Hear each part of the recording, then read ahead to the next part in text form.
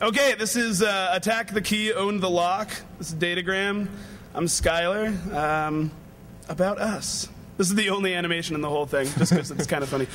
So I'm Schuyler. I was one of the founding board members of the Open Organization of Lockpickers US. I stepped down. I still pick under the tool banner, but I'm not really involved with the tool all that much anymore. I launched and let die Non-Destructive Entry magazine, but the band's back together. Hopefully we'll launch again. But most importantly, I was on Wheel of Fortune. And we got to talk about Locksport. I'll put a link to the clip some other time. Okay. Hi, I'm DG. I'm a part-time forensic locksmith, full-time douchebag. I haven't been on any game shows, and I run a few lock websites that apparently the front row says suck, but you'll catch them at the end. Yeah, we'll get those in the resources. Okay, go for it. Does everybody know how locks work? Or, you came to a lock talk. We're hoping that you know how locks work. Show of hands, how many people don't know how locks work? It's okay if you don't. We'll do a brief overview. Okay. Oh, like 2, 3... All right, we'll do a really brief overview. Okay, here we go. Okay, the red pin is the key pin. The blue pin is the driver pin. There are typically 5 or 6 sets of these pins in a line in a lock. We call them key pin and driver instead of top and bottom because they're mounted upside down in other countries. So no confusion. You can see that the driver pin right now is blocking what we call the shear line. That's the line between the Bible of the lock, the round part, and the, no, I'm a liar. The plug of the lock is the round part, and the Bible of the lock is the part that contains the driver and the spring.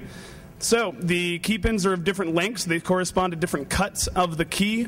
When the key is in the lock, the top of the key pins will be raised to the shear line. The bottom of the driver pins will be sitting at the shear line, and the whole system can turn freely. Thank you very much to Deviant for these wonderful animations. Yeah. Big thanks to Deviant for these great animations. Always, always. That's how a lock works. I know we sped through that, but we have a lot of cooler stuff to talk about. Okay, so in a lock, we have two kinds of security. You have the lock itself, but you also have keys. You can think of it similar to cryptography and a lot of digital stuff where you could always do this really crazy stuff to break the system itself, like the crypto system itself, but you could also steal keys, modify keys, do other interesting attacks. And so a lot of the talks at Defcon and a lot of other conferences are about ways to pick locks and open locks, but we never really get into this issue of key control and what can we do with modified keys. Now, obviously, nothing in this talk we're going to talk about using the working key, because that's kind of obvious that the working key opens the lock. Yeah, the best lock pick is the functional key for the lock. Yeah. So if we can do attacks with keys, then how do we prevent people from doing this or try and limit it? So higher security locks will have the blank distribution or availability will be limited. And getting the actual blanks or the locks themselves or the keyway profile, the cuts on the side, that may be limited as well. Key control is also very important to prevent just casual duplication, which is just going into a hardware store and getting a key duplicated. If you've ever had a better than shitty lock, you've probably had a problem like finding somebody to copy it. And simulation is when we don't need per se the key blank, because all keys are a piece of steel arranged in a pattern. So simulating that is easy on a lot of locks, even some of the higher end locks. And so simulating a key is important in security. If we could build a key that's very hard to simulate, either because of the shape of it, the type of cuts, or some have moving elements, and interactive elements. We'll get into it a bit later. If you can't simulate that, that's better for security. In a very small way, but it all adds up. At the end of the day. Everything we're going to show you today is based on key-based attacks, so yeah, it can be really important to keep us from getting access to one. Okay. All right, so we're going to talk, obviously, about attacking the key here. The bidding depths and the code. The bidding depths are the lengths of those key pins that we just saw in how a lock works. And every lock has a bidding, no matter how ridiculous or elaborate it is. It's just based on different mechanisms. So pins, tumblers, et cetera, et cetera. The keyway is a big part of this as well. Very restrictive keyways can be extraordinarily hard for you to manipulate with picks getting in there. But if you can actually reproduce the key or even the key blank, the restrictions of the keyway don't matter anymore. We're also going to talk about you'll see that in a little bit anyway, the best situation. Great. Yeah. The model of the lock, of course, very important. I'm actually not entirely sure what more there was to say about the model of the lock. Okay, if we have this key here, right? So if we just have a key, if we've never seen the lock, the key tells us a lot about the lock. So the bidding depths are the pattern of cuts on the key, right? So this you can see. Why don't you all pull your keys out? That'll be hilarious for later. Yeah. If you have keys with you, feel free to pull them out. We're going to do a demo in a second. Okay. So if you can see the pattern of cuts and you could remember that, you could simulate or duplicate the key. Now, just the key bow itself tells you what model lock is, because this key bow it was patented for a long time. So this is a Schlage key bow. So every time I see this, I know that this goes in a Schlage lock. And even reproduced ones, generic ones tend to use the same bows for their own sudden quick identification. Yeah, the two most common are Schlage and Kwikset in the U.S. And I'm sure everyone has one or both of those on their key ring right now. So on top of that, the key might be stamped with the manufacturer and the model. In this case, this is a Primus, so it's not a normal Schlage lock.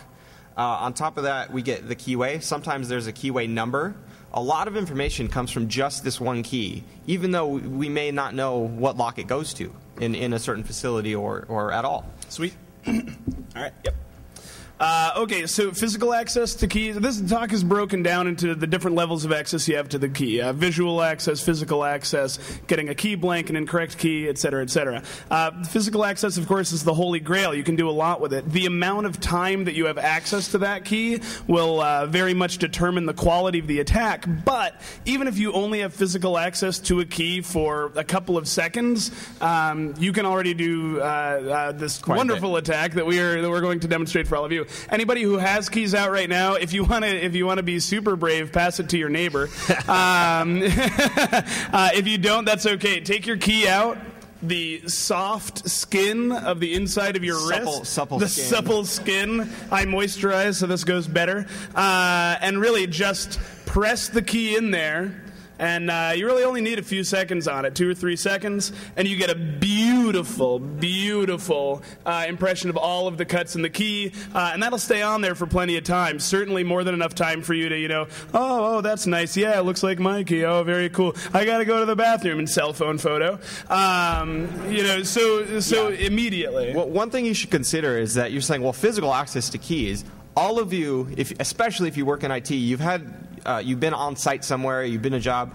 You may not have the key all the time, but people are just like, you're like, hey, I need to get into that room. And they're like, well, here's the key. Just give it back to me real quick. So the security lies in them getting it back. But they have no idea what you might have done with it while you had it. And again, this is very common, even in higher security situations. You even get the sidebar pins. I'm sorry, I've never done a Primus before. I get the high security part too. This is beautiful. Sorry, this is awesome. You can keep going. Just consider that. Now I forgot. Yeah. Even temporary access. You'll get temporary access to people's keys all the time if you really pay attention to it. Yeah. And it's convenient. Yeah. Again, security versus convenience. Everybody chooses convenience, especially with locks and keys. Absolutely. Sweet. Okay, so direct measurement. If you have access to the key for a little bit longer, with these key gauges that we have pictured here, this one looks like, I'm trying to figure out what ones. Well, it's got 3 different locking systems on there, 3 different key types on there with their exact cut depths. And with one of these, you can very quickly just shink it right through each one of the cuts and very quickly figure out what the actual numbered bidding is. Because each of those key pins actually have a number associated with them. You know that code. You can walk into a hardware store and say, hey, I need da-da-da-da-da cut. And they'll cut you a key that'll work forever for you. You just need that numbered code. With further access, you can go with the micrometer, really get down to exacting depths, and with higher security locks, the key gauge isn't going to do it for you every time. You're going to need to get micrometer, calipers, etc. And we're going to talk in just a second here about even longer access to the key. Yeah, and the other thing is that almost all keying systems are freely available. It's not secret knowledge and it can't be because, you can just buy enough locks until you figure out every bidding depth for it if you really, really wanted to get that deep into it. But all of this stuff is available online. All of these depths, like I can tell you, I'm pretty sure the top is Schlage and the second one is Kwikset and so on and so forth, or the bottom one's Kwikset. But, I'm sorry? Okay, Boom, it's thank you. It's the best system. It's the best series. We're retarded. He's retarded. And shit-faced. Excellent. So, longer access to the key. So if you want to take a very good impression, with your wrist, you're basically restricted to either sight reading by just looking at it or quickly measuring it. If you have longer access, you can create an impression with which you can cast a working key. Now, it doesn't work for some higher security locks that have advanced features, but as you'll see next, it works for some very, very, very good locks. So this is just a simple two-part putty, and you just rub it together, you put the key in, and then you let it dry, and you take the key off. And then with this, obviously this isn't very good, and it's only one-sided, but you can do full 3D stuff, and it's very easy. How long does that take? To harden, only about 3 or 4 minutes. Oh, not bad. Not very long. With something like this, especially not very long, something that's more complicated, you might want to leave longer just to make sure you get it. But it is very quick, and this is, once this dries, it's actually pretty rubbery, so you can just pull the key out. And the impression will be fine. So it even works on very secure locks. This is a EVA 3KS lock, and you can see there's all these little squiggles. And in the key, these are laser track, little laser tracks. And so we could cast a key off this, even though this is a very, very nice lock. And you see, we even get additional stuff, like I'm pointing on the screen like you guys can see it. But on the left, we have that big bump. That's when you turn the key, little pieces come in to hold the key in place while it's turned. And then on the top and the bottom, you can't quite see it because it's a full 3D, but there's a profile on the top and bottom, which we'll talk about key profiles later. But, the next one is your. Yeah, and this is one of the best, reputed as one of the best locks in the world. This is an Abloy ProTech, and even it has a restricted keyway. I would still say it's one of the best. It's probably one of the best mechanical locks in the world. But you can easily 3D impression a key, and the bottom is a casted key. So we took a 3D impression, and then we casted it with it's just like very hard plastic or like glass reinforced epoxy or something like that. And you can see this lock has angled bitting cuts and all these little careful tracks down it and some dimples on the right. And we replicated all of that, and the key works. So it works perfectly. So once again, just to drive the point home, this is a product that's been on the market for more than a decade. There are only some fairly sketchy rumors and a little bit of video in the last year and a half of potential attacks on this lock. It's a very high security lock. But if you lose access to your key for even the 5 minutes it takes to get the putty to dry, it doesn't matter. It doesn't matter at all because we now have the key to your lock. Cool. So visual access to the key. This is obviously a big step down from physical access, but a lot of people, and you can too. It doesn't take. How many of you are wearing your keys outside your pocket, like on a little key ring connected to your belt loop? It's okay. It's okay. Everybody's going to look at you and try to read your key, but it's okay. Raise your hand. I actually, on the subway, so I found out that my cell phone, which always makes the picture noise when you're taking pictures, if you put the headphone jack in, it only makes the sound in your ears. Yeah. So I was on the subway taking... That's an O-day right there. I was taking pictures of people's keys on the subway, not to do anything terrible with, just research, people. Research. Just to confirm, and I mean, people would sit down and their keys would just sort of splay out on the, on the carabiner they're on or whatever. And really, a quick cell phone photo, and I was given enough time to get a good sight read and get an easy estimation. So when we talk about sight reading and estimation, the big thing there is that in general, a lot of us can look at a key and very quickly say, okay, that's 334575. We can see by the variations in the key itself what that code is that we need to get it cut by. On top of that, a lot of the lower security ones, you can look on your own keys right now. Again, play along. They have the code printed directly on them. And and that's tragic. So the reason that we say estimation, though, is that maybe you're like, I saw that for a second, it's blah, blah, blah. Most of us, I would say, that really try to practice at it, within 3, maybe 5 keys, we can cut 3 or 5 keys, and one of those is going to work. One of those is going to be the accurate one. Because you don't always need to know the exact code, but the variation between them is a very, very big step. And on top of this, there's... You keep talking, I'll get that one. There's keying specifications, and sometimes in a keying system you can't have a 0 depth next to a 6 depth. There's a maximum limit in a lot of locks. So you can know, this can't possibly be more than 4 up from whatever this is. And then from there you can just narrow it down really quickly. And you don't need a lot of experience to do it. Is that mine or yours? That's it. Oh, boy. You don't need a lot of experience to do it. And again, you can estimate, and you can also get photography. And in the last 2 or 3 years, a lot of research has gone into long-range photography on keys. The University of California at San Diego, there's a team there who, the important thing is to note that it is just Kwikset and Schlage, I think, that they managed to finish with their project, but they were just doing this as a scholarly work.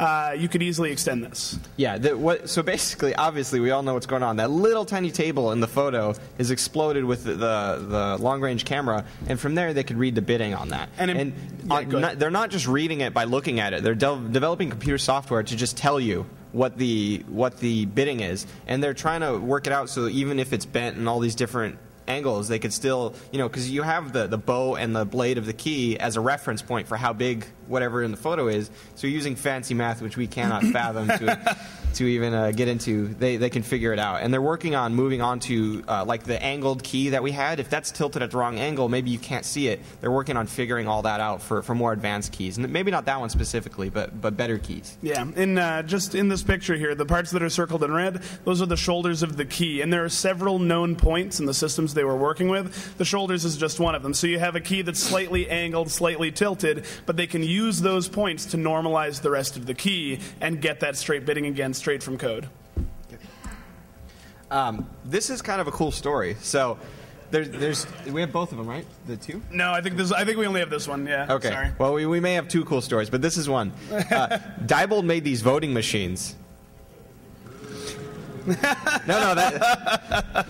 Someday you too will be. And they were so proud of these voting machines that they were like, these are so secure. Oh, we do have both of them. I'm sorry. We do. We have both. I know we have both. Sorry. So you get two good stories. So Diebold was like, we are so proud of this, and they had just some guy like holding up the picture of the key on their website. And so some cunning genius decided, well, I'll just make a copy. And so can you tell which one's a real one and which one's the copy? And of course, it's the same key for every lock. Yeah, and it's the same key for every voting machine, which is I fucked up. No, that's fun. It's a good punchline. Yeah, go for it. The next cool story is the New York MTA. Idiots. So their subway system uses they have a restricted keyway Yale cylinder, right? So it's a normal basic cylinder, but they have their own keyway. So, you can't get our keys. Well, people are selling master keys to the system. So not only are they selling keys, they're selling master keys, which we'll get into in a second. Yeah. So this reporter, we haven't confirmed, but this reporter bought one of the master keys or obtained it somehow, and this is his article showing this is the key to open everything on the New York MTA. So nobody needs to buy one anymore. Yeah, and there's better pictures of the key. This is really shrunk down to fit in here. But I love the look on his face, too. Yeah, he's like, just go. And the key only costs like $20 street value or something ridiculous. But it opens every type of that lock in the MTA system. And this became enough of a story that I'm hoping that somebody there managed to go through and rekey and upgrade, et cetera, et cetera. Okay, so the next section is key blank. So, you can't get access to the key that you want to attack at all, ever. But most of the time, you can get access to a blank for that system. And do we talk about easy entry at all? Okay, real quick, even if you can't get the blank to that system, if you can get access to an incorrect key briefly, there's a machine called an easy entry machine that will, with a small filament, actually feel through your key and then mill you a blank for it, so that you can then carry out any of the key blank attacks. On top of that, it's actually illegal to manufacture patented key blanks, which there are a lot of. The easy entry is awesome. It goes, okay, that's a patented blank. Well, we'll take out this section here, or slightly, it'll move around the pieces so that it still fits in the lock, but it's not the same keyway. It's really, really awesome tool. It's really cool. It's got kind of a weird spelling, but you can track it down. Okay. And the best part, all the keys have smiley faces on the Yeah, front. they're awesome. They're really cool. Smiley face bows. You know what? Why don't we just go through the list as we go through? Yeah, I think that's the better way to do it. Oh, okay. Yeah, you threw that. How many of you saw the talk in here the last hour? Was it good? Big hand for Deviant. Okay, that's most of you. Good. Okay, well, what they figured out is that handcuff keys are all similar. They're similar, but they're not universal. So you can't just have one handcuff key open everything. Well, they measured, the tool team, Deviant and friends, they went through and they measured all the different kinds of handcuff keys to try and do basically what the easy entry does. Find one that fits in all of them but is different. So they made this is a Smith & Wesson cuff key, and they added this little groove in the center, and that works on a surprising number of locks. Like, what is it? I didn't see the last talk because I was in the prep room. Yeah. But was it dozens of locks, I think, they're up to?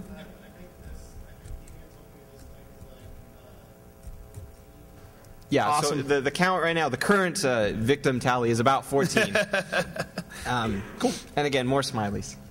Okay, so overlifting. Overlifting is an awesome attack. I really, really, really like it. This was a gift to me from Barry Wells, the head of Tool in the Netherlands. And it was actually his lovely wife, Charlotta, that showed me the attack for the first time. So I'm going to just sort of talk you through the slides here. Wafer tumblers are different than normal pin tumblers. Over on your left there are the different lengths of the wafer tumbler. So they have the same outside dimension, but inside they're cut to different lengths. Those different lengths, your key actually moves through that wafer. And those different lengths are pulled up or out of. My phone is ringing over on the other side of the table. Sorry. They're pushed up or down to align in the center. Yeah, the big circle with the Green Lantern looking logo, that is the inner chamber of the lock. So those tabs can push up into the upper chamber or down into the bottom chamber, and your key as it enters it brings them both, and you'll see right here. Oh, and that's a key and a key blank.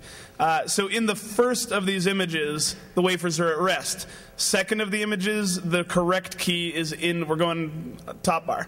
The correct key is in the lock, and the wafers are pulled out of their chambers and can now, when you apply that turning pressure, rotate inside the lock, and your lock can open in the third picture there. Okay, all the way down in the lower left, we have the blank inside the lock. And what's happened now is that the blank is pushing these wafers into the opposite chambers. It's pushing them away from their at-rest chambers into the opposite side. When you apply your turning pressure, they bind. Okay, the little red X's, which I think are probably super tiny, and I'm sorry about that. The little red X's are where they're hitting the sides of the incorrect chamber. As you remove the blank, because you've applied that pressure, they don't snap back into their chambers, they hit the side of the chamber. Yes, yeah, that guy, you got it. So yeah, instead of being able to actually go back into their chamber, when they snap back, they hit the side of it and stay in their unlocked position. You can then turn it with anything to open the lock. And I'm going to try to demo this on stage, which is always a terrible idea. Don't fuck up. All right, normal key in the lock. Got it. Such a good sound. Okay, awesome. These are bike locks, I believe. Yeah, these are Dutch bicycle locks. They go around like in the tire like you would on a motorcycle. Okay, this is the key blank. Does not operate the lock. Oh.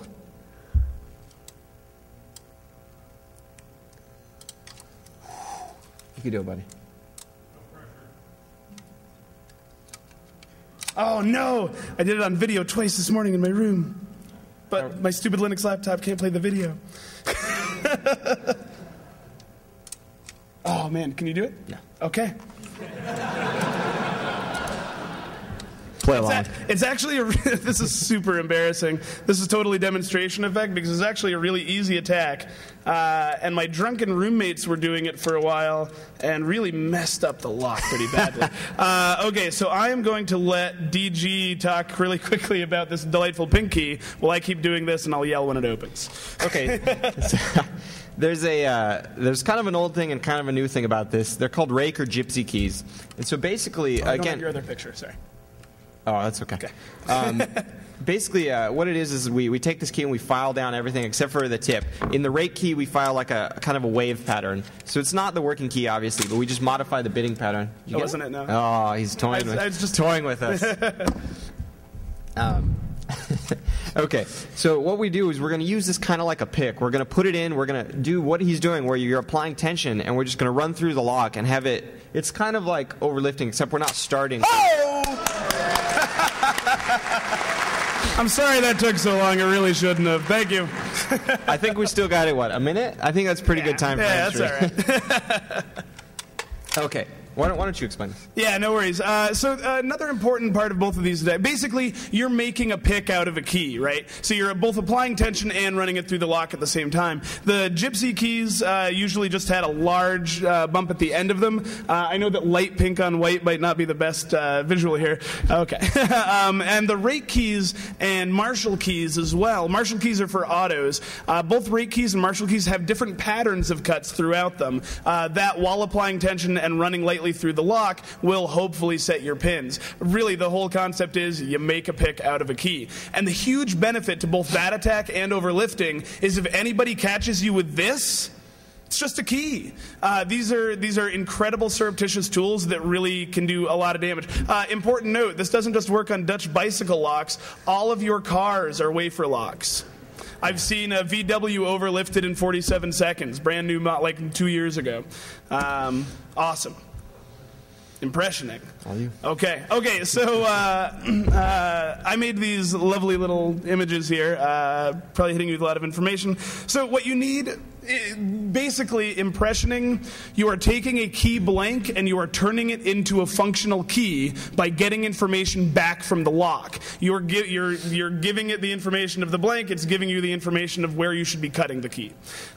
So you need a file for this, you need some sort of magnifying lens. These are symbols, these are not the sort of files and magnifying lenses you want. You need an impressioning handle or a pair of vice grips. Basically you need something to hold the key with very firmly. And you need key blanks. You probably want a few key blanks, especially if you're just starting out. The amount of pressure, the amount of force that you're putting into the key blank will often actually damage and break the key. So you might need to move through a few to get this done. Okay, so with the key blank inserted in the lower left there, you can see that now the key pins, the red pins, are blocking the shear line instead of the driver pins. And this is a good point, a good note for any of you who are doing lock picking. It's not just shoving the pins up as far as you can, because those key pins will block it just as easily as the driver pins. A lot of people shove them up way too high, but that's not what we're talking about. Okay, so all of the red pins are binding right now. You turn the blank in the lock and then lift up and down. I typically just go turn, 1, 2, 3, turn, other direction, 1, 2, 3. And as you'll see on the next slide, the marks that you get, it's going to give you information so that you are slowly removing material from the key blank.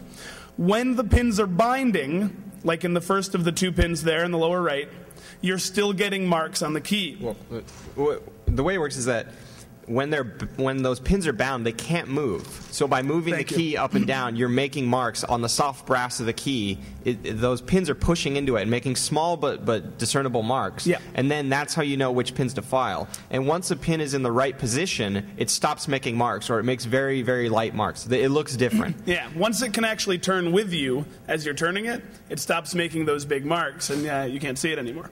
And that's when you know you have the right height. So it's really just telling you how to do it. So the marks, very light.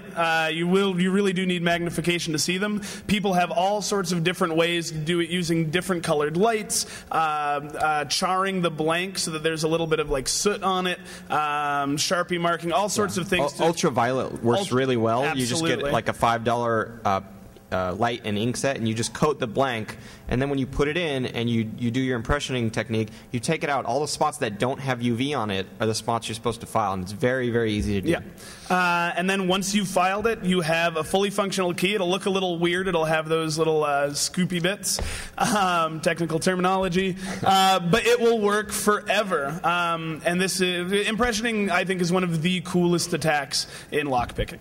And it's one of the most useful for locksmiths, because they can go in not knowing at all what the key should look like, and come out with a key that they can decode again to make a real key so that the cuts look right, or they can make it on a more durable blank, and so on and so forth. So it's very, very useful for them. And DG is going to talk about this. This is my new favorite attack in Locksport. Okay, so we have the man that invented this here in the room. Big hand for Josh.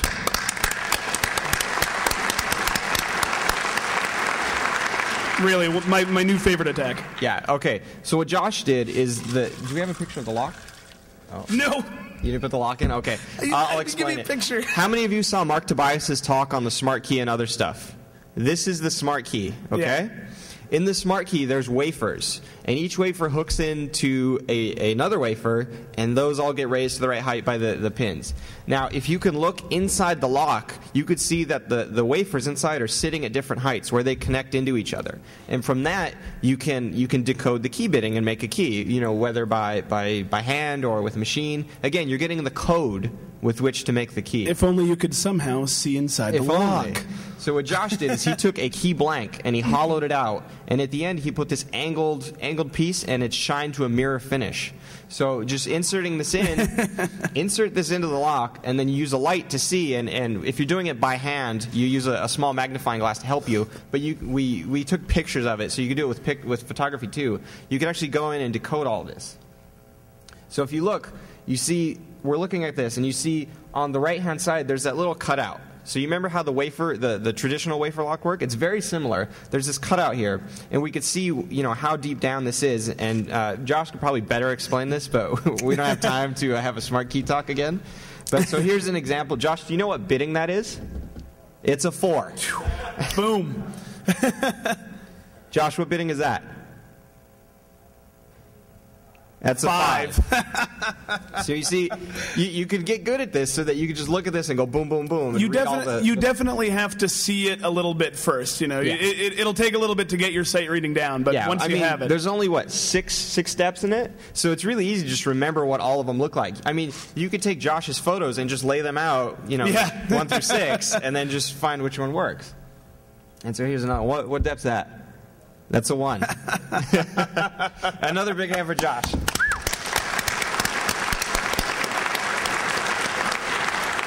Yeah, we think awesome. Stuff like this is really cool. Something you might like to know. This is probably, it also works on the Schlage secure key. These two locks are taking over the residential lock market. Within a decade, you will all probably have something like this on your door. So if you watch Tobias's talk, you know how easy it is to just break it open with a screwdriver and a partial key blank. Important note.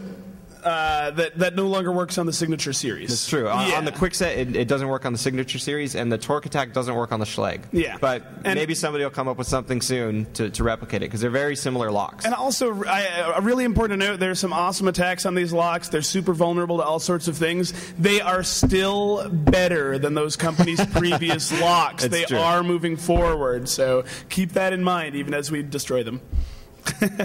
Okay, so we talked about what if you don't have the right keyway? Well, just in a sense, let's say you have an organization and you need various levels of security. So obviously you could have straight master keying, but then that might not be as secure as you want. You could go farther and have this sectional keyway thing.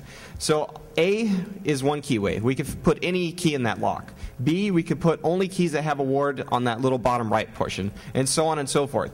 But then if you take a D key, again, you could fit into everything above this. Whoa.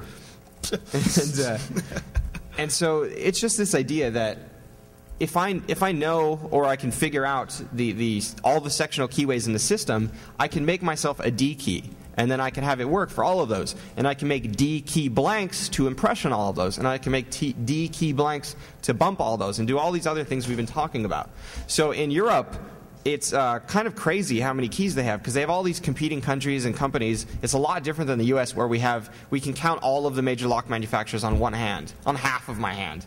Now, I'll let you guess which half, but but what they've done is that locksmiths there have required to get so sophisticated, because when you want to duplicate keys for people, you can't have 200 key blanks for this and hope that you have the right one. So what they did is they'll go through these systems, figure out what key blank fits the most number, and then they'll get a lot of that, and then whatever else they can't get, they'll make 10 or 20 of those, and then you have 200 of D. And then if somebody really wants these other stuff, then maybe you can make it for them. So it's just a different attack. And again, we could do this with the easy entry. We could just mill the key. You could do it if you have a mill at home, or a CNC kind of thing. A mill at home. I have a mill at home. Some people do, yeah. It's a good craft. Yeah, a lot of you people would have a mill at home. And that's just... So here's just examples. So that would be the D and the B keyway. So maybe you don't have the key blank. Maybe getting a key blank is very hard. Maybe it's one of these restricted locks where it's really hard to get just a direct key blank. Well, what if we could just get the wrong key and we could somehow modify that? Well, getting the wrong key is really easy because we could just buy the same lock, and then we'd have it'd be a similar key, but the cut pattern would be wrong. So from that, what can we do? Well, we'll just go through it again. All you.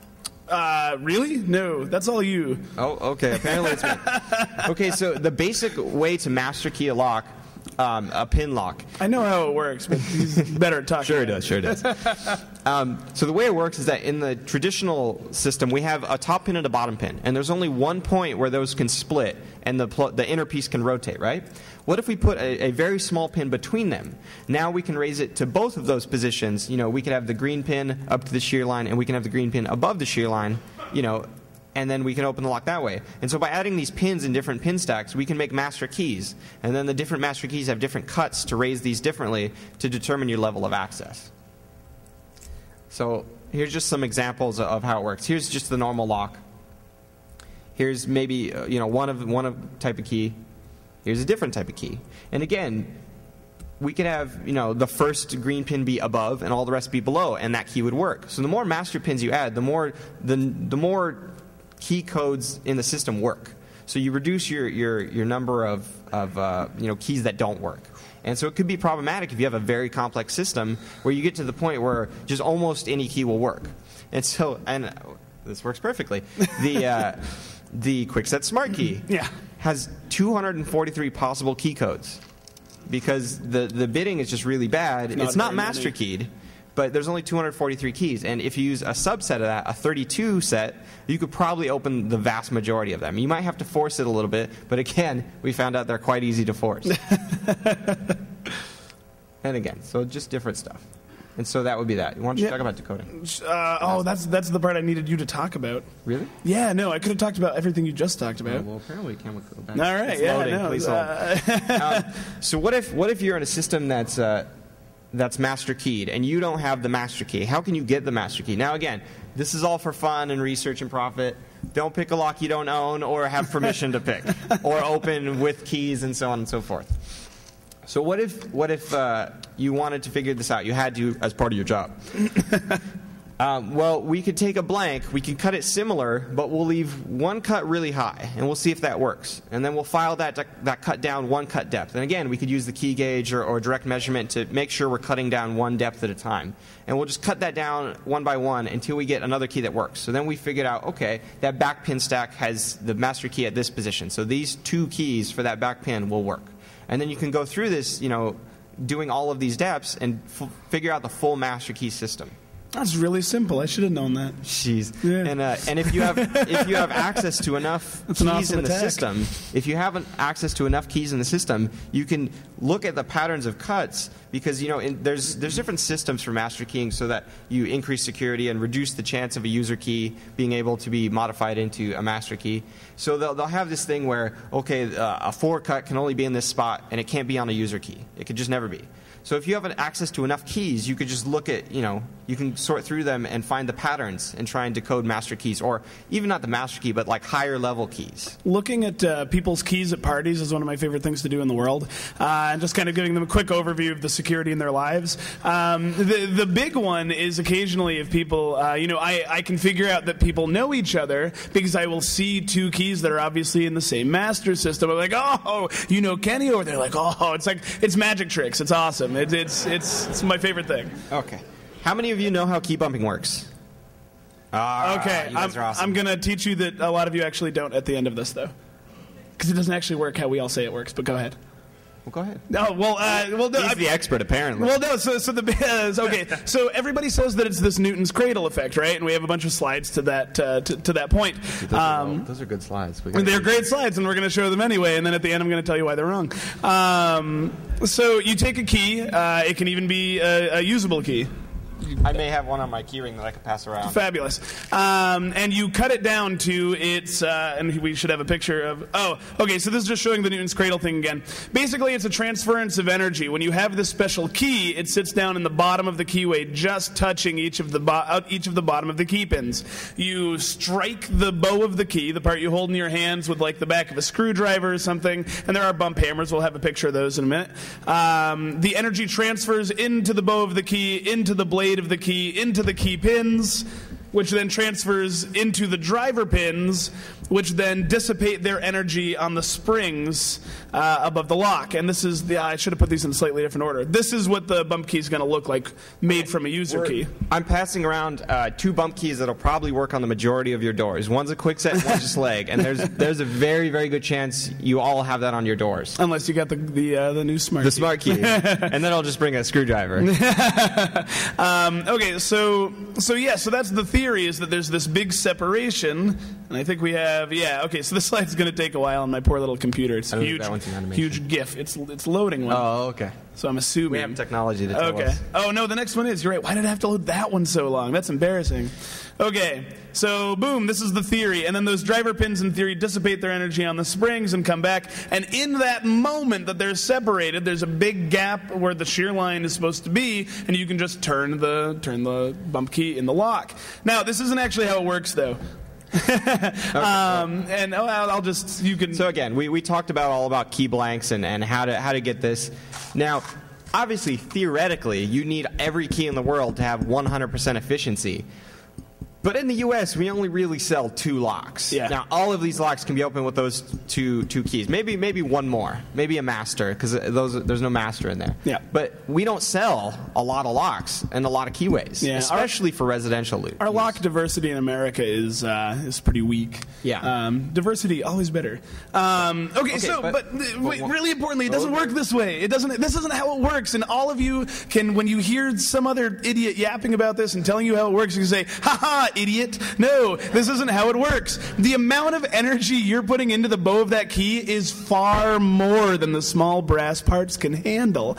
In fact, the people at Masterlock, who don't do much right, some of their R&D team actually took some great high-speed photography of this phenomenon, because the first generation of like bump-proof pins and things like that all failed miserably because they were all working off of the theory, and none of them had done the due diligence to actually watch how the attack happened.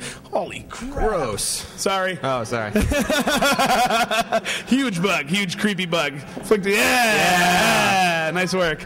Okay, anyway.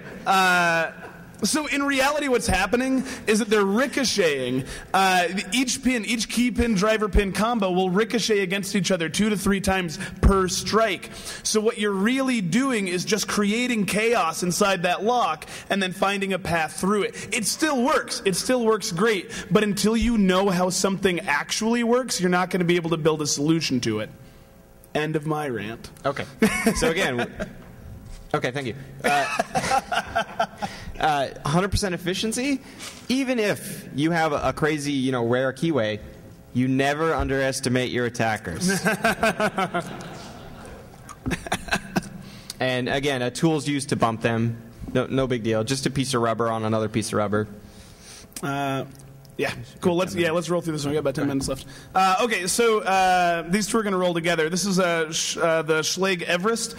This has a small pin on the bottom side of the plug that actually fits into a small hole in the housing. It's called a key pin, or a check pin, side pin, check pin. Those two are right. The other one wrong. And so this is fantastic because now you can't actually, you put your tension wrench in, you apply your tension, you go through and you pick. And either nothing happens because you can't actually apply appropriate attention with that one blocking you, or maybe you set some things but nothing turns anyway because once again that's still blocking you. This is with the key inserted. It pulls that check pin back into the plug of the lock, and now you can rotate fully. And the key has a little mark, extra ledge here, and that's what raises it. And that's a good point. That lower part there is so that you can't modify the key to be one of their next line of keys, which we'll talk about in a second. However, you can make a tension wrench out of the bottom of one of these keys. They're all raised to the same. The side pins are all identical, exactly the and same. The cuts on the keys are all identical. So you could just file a key in half to be able to defeat the pin, and you also have a tension wrench with which to pick it. So obviously you still have to pick the pins in the lock, but this defeats half. About half, I'd say, because that's also part of the locking mechanism. Yeah. And so again, you just put that in there. Okay, so I feel a little bit ashamed to continue with the meme of the con, but Schlage is continuing to do it wrong. So there are regional sidebar attacks. So you have your check pins, that's super simple. All of those check pins are exactly the same. But now you have crazy high security stuff that are still working sidebars. So you have the Acid Twin Combi, great lock. Schlage Primus, the Fichet 480, on and on and on and on. All of these locks have sidebars, and there's you can see in this key the normal Schlage, and you see those cuts on the actual blade itself facing you. Those are operating small finger pins, which set a sidebar in the lock, and I have some photos of that in a second. The problem with Schlage, though, is that their primary locking mechanism is very weak, and the secondary locking mechanism of the sidebar is regionally coded. What this means is there's a national level. So if you go into your locksmith and you buy it, and somebody over in California goes in the locksmith and you both happen to buy the national level, well, you actually both have the exact same sidebar. It's just the primary lock mechanism that's different. The primary lock mechanism is super simple. They'll get down to regional, and then most importantly, and this is why the Schlage Primus should never be used for institutional security, every lock in your building, every lock in your campus, if you work at a hospital, if you work at a large tech campus, if you work at a school, anything like that, if it's Schlage Primus and you have access to one valid key, you can use the sidebar once again, just like a tension wrench, to attack all of the other ones. So I asked some friends to take some pictures of me. This morning I was just going to talk about the talk, but then I decided I would go for it. Turns out that these are the photos that I transferred. So this is me this morning with a Dremel, as you can see. And then here's another one that I transferred. These are my friends in the front row who actually were taking the photos, but I grabbed the wrong ones, and I'm really sorry. But Freak Show was a blast. Okay, so this is the correct key inserted, and you can see that the finger pins, you see how it's very even across there? I should have put one with the wrong key in. That even facing out key pin is what we're trying to reproduce. Here it is cut down.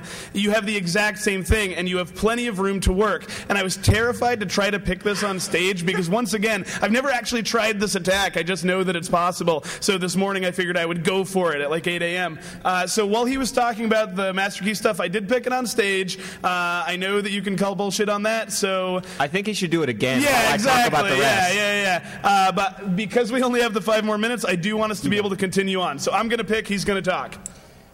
Oh, my last thing. Schlage LFIC system. So there's the best small format interchangeable core. Schlage large format interchangeable core. Best, it's for convenience, but it makes it super secure. It's really hard to pick. It's really frustrating for us to try to pick them. Great little pin tumbler locks. Schlage comes along and says, we need something for convenience as well. You can remove the core of your cylinder with your normal user key if you put a dollop of solder on it. Because the master key for that lock, the control key that will pull the core out so you can slap a new one in and rekey it really quickly, it's just cut on what they call a 6.5 control blank. So you add a dollop of solder to your, thank you very much, you add a dollop of solder to your key and you can pull your core out and inspect your core. Being able to directly inspect a master key system on your lock, great knowledge. Okay, and then there's other stuff. We saw the EVA 3KS earlier that had a profile bar. And what a profile bar is, it's basically a solid bar in the lock. And when you try and turn the lock, that profile bar pushes into the key. And if the pattern of cuts, whatever it is, in this case it's these dimples along the key blade, if that's not the same, the profile bar cannot go all the way into the lock, and it doesn't clear the plug to be able to rotate. So what's the problem here? Can't we just take a Dremel and just cut all of that off so that there's nothing there and there's never a problem with it? Yes. And it works on this lock. It works on the EVA 3K. Open! I don't pick high security. This is awesome. You can all do this. And this works on a lot of different locks because these are all passive components. They're not active like the sidebar where we need to set them right. I'm sorry. Anyways, so what have we learned? That having locks is great, but we need to consider the security of how we store our keys, how we manufacture our keys, and how we disseminate knowledge and information about our keys. Personally, I think it all should be public to force people to build better key systems. Yeah. But, some companies just don't like to do that. And a lot of companies just want to do it their way, and we'll be happy to keep giving talks about how they're doing it wrong. We're going to take questions in QA because we only have like 2 minutes. Yeah. So just resources. Thank you all so much. I got some stuff up at openlocksport.com. He's got amazing pages. LockWiki, Lockpicking Forensics. He's doing work that nobody else is doing in the country right now. It's amazing. Yeah. Non-destructive entry mag, ndemag.com. And I've designed my own line of lockpicks. I'm running a Kickstarter to fund it.